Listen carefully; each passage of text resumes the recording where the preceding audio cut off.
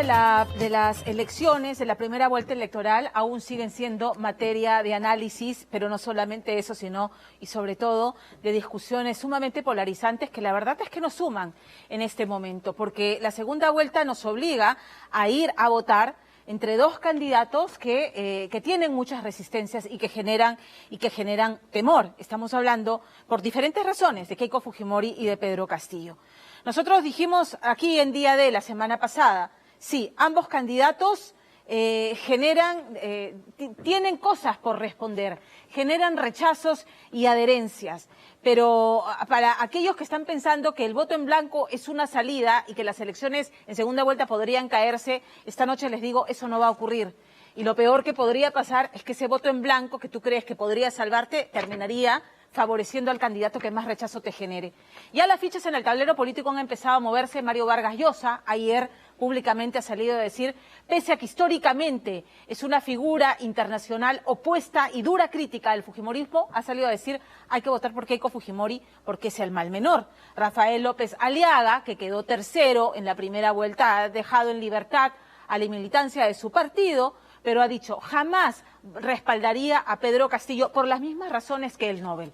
Porque para Mario Vargas Llosa y Rafael López Aliaga, el señor Castillo representa lo que Evo Morales en Bolivia, lo que Rafael Correa en Ecuador, lo que Hugo Chávez y Nicolás Maduro a Venezuela, generando en este país que más de 5 millones de venezolanos huyan de ese país para no morir de hambre. Tenemos y al frente tenemos a Keiko Fujimori, que ha salido nuevamente a defender un modelo económico, la economía social de mercado, que se ha comprometido nuevamente a respetar la independencia de poderes y la libertad de prensa. Sin embargo, la mochila que carga es una mochila muy pesada. No solamente los pasivos del fujimontesinismo, sino además un proceso en el que ya tiene acusación fiscal y en el que se pide 30 años de prisión para ella por delitos de corrupción, entre otros.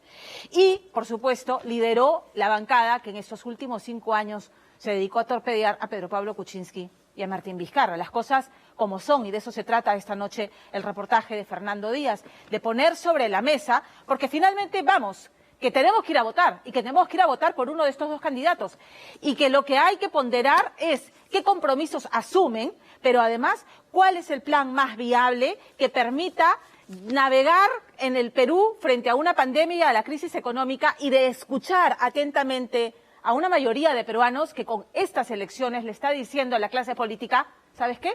Estoy harto. Fernando Díaz. Keiko Fujimori ha dicho que no piensa atacar ni mucho menos terruquear a nadie, que esta segunda vuelta electoral será un debate de ideas y no agresión. El terruqueo es una descalificación fácil del otro. Nosotros sabemos lo que es la descalificación fácil del otro, porque al fujimorismo se le ha querido descalificar fácilmente. También sabemos lo que es la confrontación. Vamos, Keiko, vamos, que ganamos.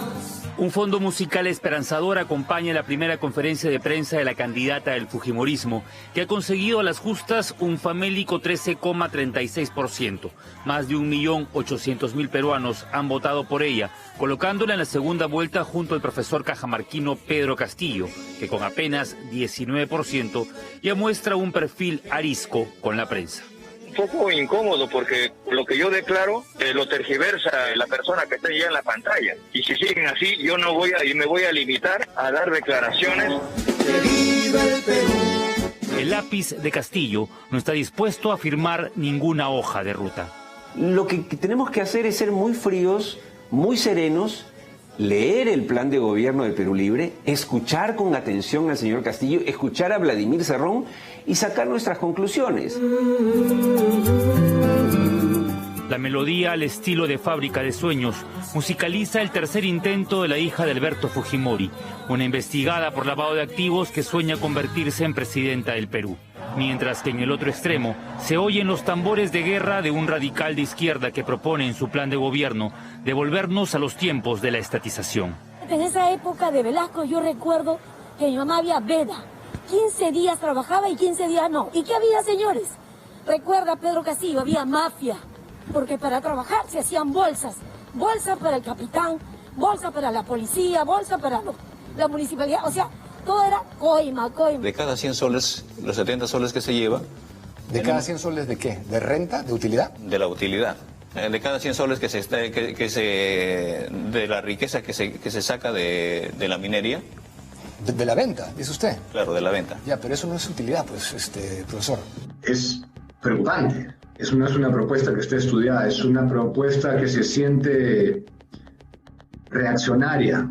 Eso sí se sintió en la entrevista. Esta es quizás la última oportunidad para dejar de ser la eterna...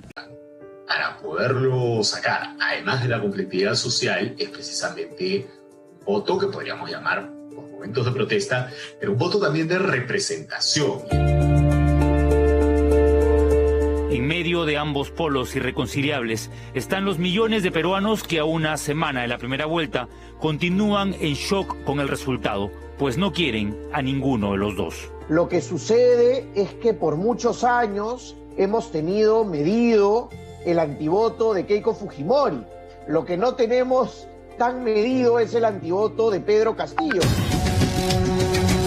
Los perfiles de ambos candidatos tienen luces y sombras. Decenas de folios en la fiscalía, videos con personajes cuestionados, almas siniestras detrás de una campaña en pos del poder. Con el agravante además que la propia Keiko Fujimori tiene un proceso penal en ciernes que se interrumpiría si es que ganara la presidencia. Y que podría ser además, a la larga, causal de vacarla si es que el proceso avanza y sus coprocesados son condenados. De ella sabemos bastante. En líneas generales, primera dama a los 19 años, excongresista, madre de familia, 45 años, lideresa de una bancada mayoritaria que pedía por chat palmas protocolares y que desató tras un fratricidio la vacancia de Kuczynski, para muchos, la culpable de todos nuestros males. De Pedro Castillo se sabe muy poco. Las páginas escritas a lápiz pueden borrarse fácilmente. Es una persona que se hace conocida a raíz de las movilizaciones de los profesores. Eso fue en el 2017 y eso fue tras asumir la coordinadora de las bases regionales del SUTEP. Al chotano ni la mano, reza un dicho popular cajamarquino nacido durante la Guerra del Pacífico. Los chilenos lucharon contra pobladores aguerridos e indomables. Castillo nació hace 51 años en el caserío de Puña, campesino, rondero, maestro sindicalista, que quiso ser alcalde con la chacana de Perú Posible, pero asumió responsabilidades en la coordinadora de bases del SUTEP.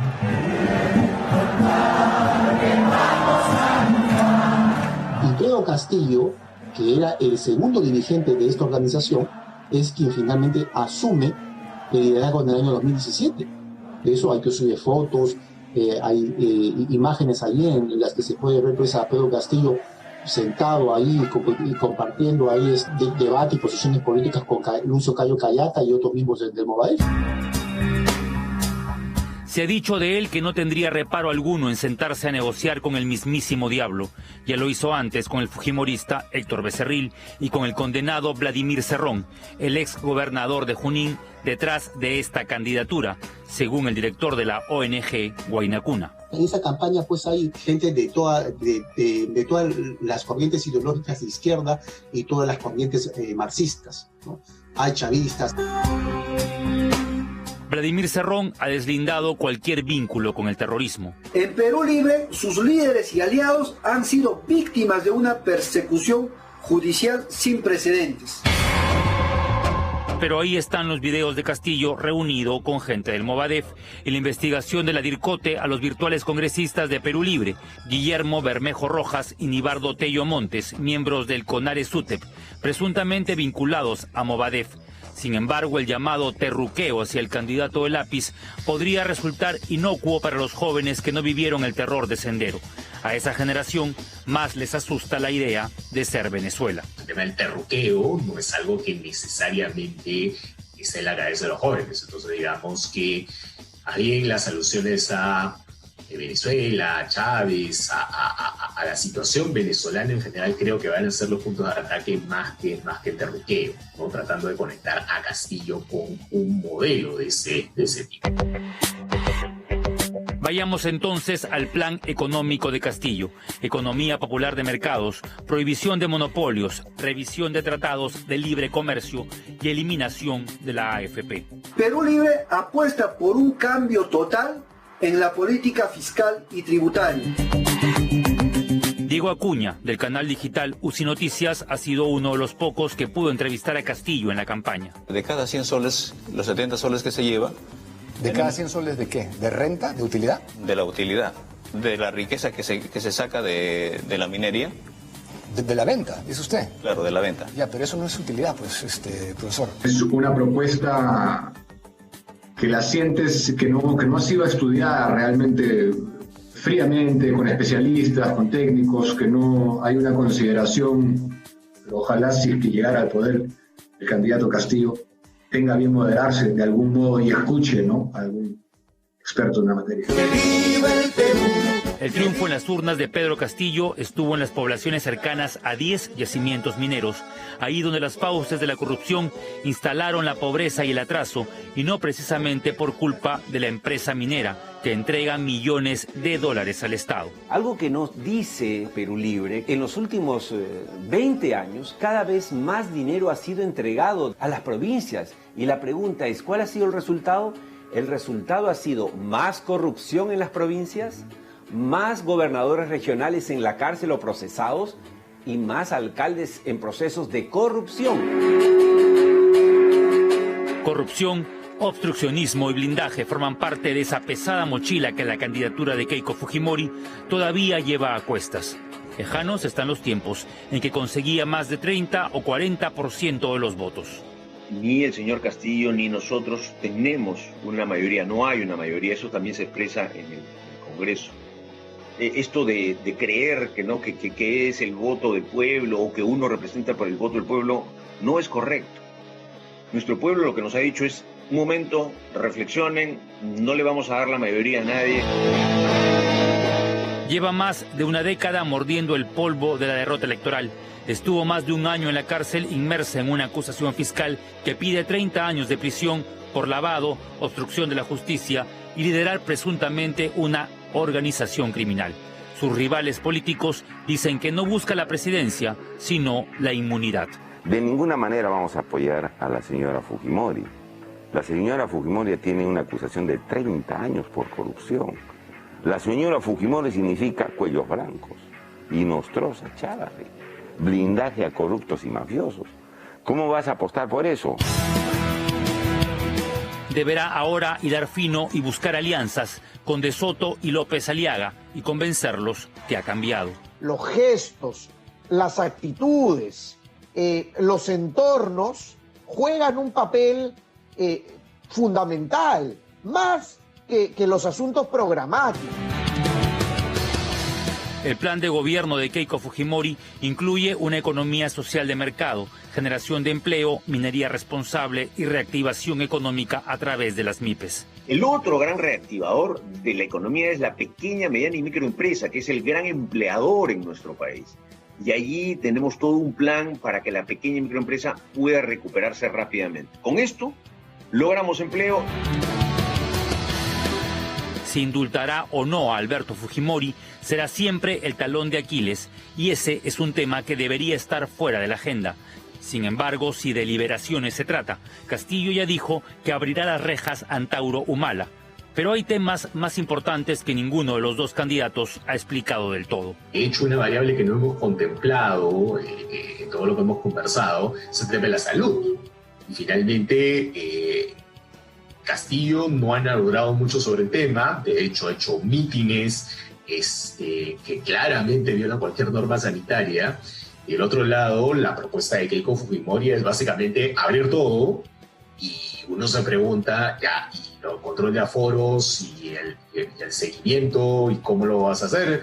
La vacuna, o sea, digamos que ambos en ese aspecto están en debe, y eso es también probablemente un tema en el cual la gente le va a pedir explicaciones.